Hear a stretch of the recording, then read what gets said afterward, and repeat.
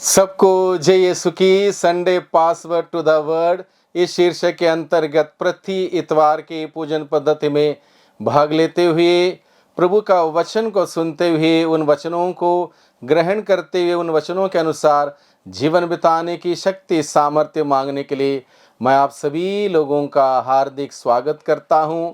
आज हम लोग 40 के 5वें इतवार की पूजन पद्धति में भाग लेने वाले हैं, भाग ले रहे हैं या भाग लेने की तैयारी हम सभी कर रहे हैं। तो आज के वचनों पर पहले पाठ, दूसरे पाठ और सुसमाचार पर हम लोग मनन चिंतन करें, विचार करें कि प्रभु मुझसे और आपसे हम सबों से क्या कहना चाहता है। इस बात को समझने की चेष्टा करें। तीनों पाठों को हम लोग एक साथ जोड़ते हुए मनन चिंतन करते हुए प्रभु की बातों को समझने की प्रयास करें, चेष्टा करें। 7 अलग अलग बिंदुओं के माध्यम से इन बातों को प्रस्तुत किया जा रहा है। आइए हम सभी बड़े ध्यान से सुने और समझें और इन वचनों को अपने दिल में संजोए रखें। सबसे पहला बिंदु है आज के दिन में मनन चिंतन करने के लिए, जो कि हम आज के सुसमाचार में से सुनते हैं। यूनानी लोग फिलिप के पास आकर कहते हैं, हम ईसा से मिलना चाहते हैं। सबसे पहले वो फिलिप के पास आके यूनानी लोग कहते हैं, हम ईसा से मिलना चाहते हैं। उनके अंदर एक जिज्ञासा थी, एक उत्साह था ईसा से मुलाकात करना, ईसा से बातचीत करना। और इस उद्देश्य से, इस लक्ष्य से वो आते हैं और फिलिप से कहते हैं, हम ईसा से मिलना चाहते हैं। हर एक व्यक्ति को ईसा से मिलने की तमन्ना होनी चाहिए, एक जिज्ञासा होनी चाहिए। और जब इंसान ईसा से मिल लेता है, मुलाकात कर लेता है, उसका जीवन बदल जाता है। हम लोग बाइबल में पढ़ते हैं, जक्कैयुस नामक व्यक्ति के जीवन में ऐसा एक जिज्ञासा उत्पन्न हुआ, मैं यीशु को देखना चाहता हूं। और यह जिज्ञासा एक मामूली जिज्ञासा नहीं था, बल्कि एक तीव्र जिज्ञासा था। और ईसा को देखे बगैर, मिले बगैर वह रह नहीं सकता था। ऐसा एक तड़प उसके अंदर थी। इसलिए वो आता है, मेहनत करता है, परिश्रम करता है। कहीं दिक्कतें उसके सामने थी, लेकिन उसके बावजूद उसका जिज्ञासा उसको यीशु से मुलाकात कराने में सफल होता है। बाद में हम देखते हैं जक्कैयुस का जीवन बदल गया, परिवार बदल गया, नाम काम सब कुछ बदल गया। यानी कि हम सबों को भी प्रभु का निमंत्रण है उस प्रभु से मिलने के लिए।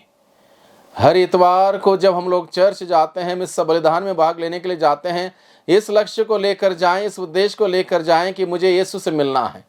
जैसे यूनानी लोग प्रभु को मिलने के लिए आए, फिलिप के द्वारा संपर्क किया, और उसी प्रकार से हम भी यीशु से मिलने के लिए जाएं, यीशु से मुलाकात करने के लिए जाएं। बहुत कुछ हमारे जीवन में आशीषें आएंगी, बरकतें आएंगी, नयापन आएगा। इसलिए एक उद्देश्य को लेकर जाएं। हर संडे जब हम चर्च जाते हैं, एक लक्ष्य को लेकर, एक उद्देश्य को लेकर जाएं। आदत के अनुसार नहीं, केवल हमारी एक ज़रूरत पूरा करने के लिए नहीं, बल्कि प्रभु से मिलने के लिए, एक नियम मात्र की पूर्ति के लिए नहीं, प्रभु से मिलने के लिए जाएं। और ऐसा करेंगे तो निश्चित रूप से हमें पूरे सप्ताह भर के लिए जीने के लिए प्रभु से विशेष कृपा, शक्ति, सामर्थ्य प्राप्त होगी। दूसरा बिंदु है आज के दिन में मनन चिंतन करने के लिए। हम देखते हैं सुसमाचार में से फिलिप अपने भाई अंद्रेस से मिलता है और उससे कहता है ये यूनानी लोग यीशु से मिलना चाहते हैं।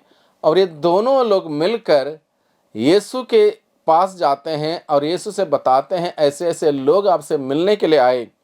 यानी कि ये दोनों लोग माध्यम बनते हैं यूनानी लोगों को यीशु से मुलाकात कराने में। ये दोनों लोग माध्यम बनते हैं। माता पिता को अपने बच्चों को यीशु से मिलाने के लिए माध्यम बनना है। कैटेकिज्म टीचर्स को अपने स्टूडेंट्स को यीशु के साथ मुलाकात करने के लिए एक माध्यम बनना है। पल्ली पुरोहितों को, धर्म बहनों को, अपने लोगों को यीशु के साथ मुलाकात कराने में एक माध्यम बनना है। यानी कि हम सबों के लिए प्रभु एक जिम्मेदारी देता है कि हम लोगों को यीशु के पास लाने का एक माध्यम बने, यीशु के साथ मुलाकात कराने के लिए एक माध्यम बने। और इस प्रकार का कार्य अगर हम करेंगे, निश्चित रूप से हम प्रभु के कार्यों का प्रचार प्रसार बड़े सक्रियता से हम कर पाएंगे। तीसरा बिंदु है, मनन चिंतन करने के लिए हम सबों को दिया है, यीशु ने नया बनने का संदेश देते हैं। यीशु यूनानी लोगों को कहते हैं, संबोधित करते हुए, जैसे गेहूं का दाना मरते हुए नया बनता, वैसे मरने के लिए और नया बनने के लिए निमंत्रण देता है। यीशु उन्हें संबोधित करता है, यूनानी लोगों से मिलते हैं, उन्हें कहते हैं, जो तुम्हारा पुराना है, पुराना स्वभाव है, पुरानी आदतें हैं, पुराने सोच विचार हैं, इन सब को बदलने की ज़रूरत है, नया बनने की ज़रूरत है। जैसे गेहूं का दाना मिट्टी में गिरकर मरता है फिर नया हो जाता है, वैसे बनने के लिए यीशु यूनानी लोगों के माध्यम से हम सबों को सिखाता है, बताता है और बुलाता है। प्रभु हम सबों को बुलाता है नया बनने के लिए, नया स्वभाव धारण करने के लिए, यीशु का मनोभाव धारण करने के लिए। पुराना स्वभाव, पापमय, दुनिया की ओर झुका हुआ स्वभाव, नया स्वभाव प्रभु की ओर झुका हुआ, ऐसा पवित्र जीवन बिताने का एक स्वभाव हम धारण करें। इस प्रकार से नया बनने के लिए प्रभु हमें बुलाता है।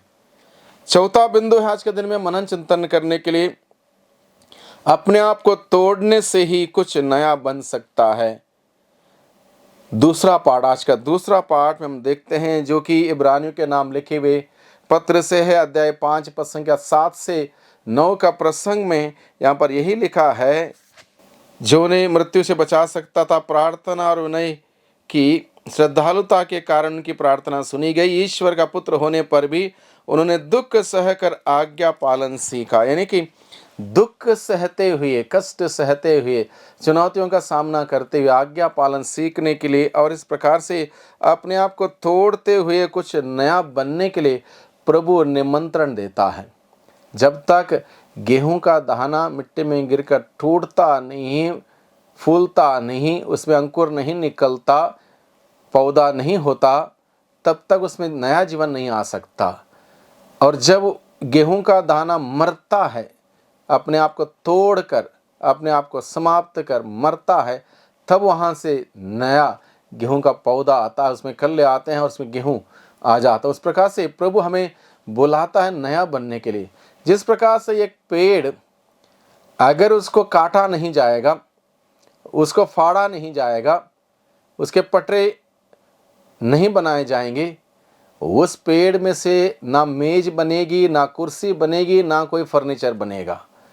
जब उसको काटा जाएगा, तोड़ा जाएगा, चीरा जाएगा, पटरे बनाए जाएंगे, मेजें भी बनेंगी, कुर्सियां भी बनेंगी, टेबल भी बनेगा, अलग अलग प्रकार के फर्नीचर बनेंगे। यानी कि कहने का तात्पर्य यहाँ पर यह है, जब इंसान अपने आप को तोड़ने के लिए, प्रभु की सेवा में, प्रभु के कार्यों में तोड़ने के लिए तैयार होता है, उस व्यक्ति के जीवन से बहुत सारी आशीषें बटोर सकते हैं एक दूसरे के लिए। यानी कि आशीषों का कारण हम बन सकते हैं अगर हम अपने आप को तोड़ने के लिए तैयार हो जाएं। इस प्रकार से प्रभु हमें बुलाता है कि हम अपने आप को तोड़ना सीखें, ताकि हम प्रभु के साथ जुड़ जाएं, और प्रभु के साथ जुड़ जाएं, आशीषों का माध्यम बनेंगे, दूसरों के लिए आशीषों का कारण बनेंगे।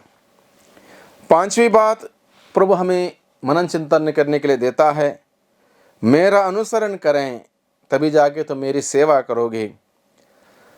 आज के पहले पार्ट में हम लोग यही बात को देखते हैं। ईश्वर के साथ इजरायली जनता, ईश्वर के साथ घनिष्ठ संबंध बनाए रखने के लिए ईश्वर उन्हें बुलाता है। A strong relationship with God build up करने के लिए बुलावा है। यानी कि ईश्वर के साथ जुड़ने के लिए, उसका अनुसरण करने के लिए, हर प्रकार से प्रभु का अनुसरण करने के लिए विनम्रता से, विनीत भाव से, प्रभु के उस सच्चाई के, प्रेम के, न्याय के, क्षमा के, शांति के मार्ग पर चलते हुए, प्रभु के मूल्य और सिद्धांतों के अनुसार जीवन व्यतीत करते हुए प्रभु की सेवा करने के लिए, प्रभु का अनुसरण करने के लिए प्रभु का बुलावा हम सबों को दिया गया है। इस बात को हम समझें। एक घनिष्ठ रिश्ता, संबंध जोड़ने के लिए प्रभु हमें बुलाता है। छठवीं बात है आज के दिन में मनन चिंतन करने के लिए, ईश्वरीय वाणी उनको सुनाई पड़ी।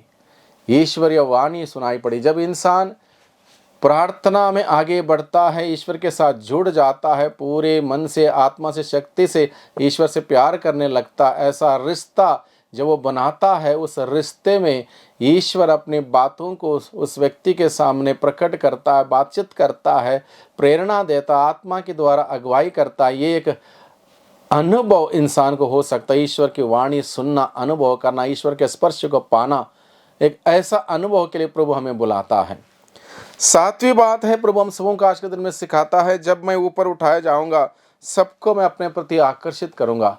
प्रभु यीशु मसीह कहता है, जब मैं पृथ्वी से ऊपर उठाया जाऊंगा, यानी कि उस सूली पर चढ़ा दिया जाऊंगा, मैं सबको अपने प्रति आकर्षित करूंगा। आज के दिन में प्रभु हम सबों को बुलाता है कि हम उस क्रूस को देखें। 40 की इस अवधि में उस क्रूस को देखें, उस प्रभु को देखें, प्रभु उस सूली पर क्यों मरे, इस बात को समझने की, जानने की, अनुभव करने की चेष्टा करें, प्रयास करें। पवित्र आत्मा से प्रार्थना करें ताकि पवित्र आत्मा हम सबों को सिखाए, प्रभु यीशु मसीह के मुक्ति विधान के उस रहस्य को हमें समझाए। हम उस क्रूस को देखें जहाँ से प्रभु हम सबों को अपने प्रति आकर्षित करें। साथ ही साथ आज के दिन में हम लोग प्रार्थना करें हमारे पूरे पल्ली के लिए, पूरी कलीसिया के लिए, हर कोई व्यक्ति प्रभु की ओर आकर्षित हो जाएं, प्रभु की ओर अभिमुख हो जाएं। जब प्रभु से दूर चले गए हैं, मूल्यों से, सिद्धांतों से दूर चले गए हैं, संस्कारों से दूर चले गए हैं, कलीसिया से दूर चले गए हैं, कहीं कलीसिया के नियमावली से छोड़कर दूर चले गए हैं, उन सबों के लिए हम प्रार्थना करें, सबके सब प्रभु की ओर आकर्षित हो जाएं। प्रभु हर एक व्यक्ति को, प्रभु आप अपने प्रति आकर्षित कीजिए। आपने स्वयं अपने वचन के द्वारा कहा है, जब मैं पृथ्वी से ऊपर उठाया जाऊंगा सबको मैं अपने प्रति आकर्षित करूंगा। एक एक व्यक्ति को प्रभु आपके हाथों में देते हैं, एक एक व्यक्ति के लिए प्रार्थना करते हैं। प्यारे प्रभु जी, आपकी शांति, आपका अनुग्रह, आपका प्यार हम सभी लोगों पर हमेशा बना रहे। आमीन।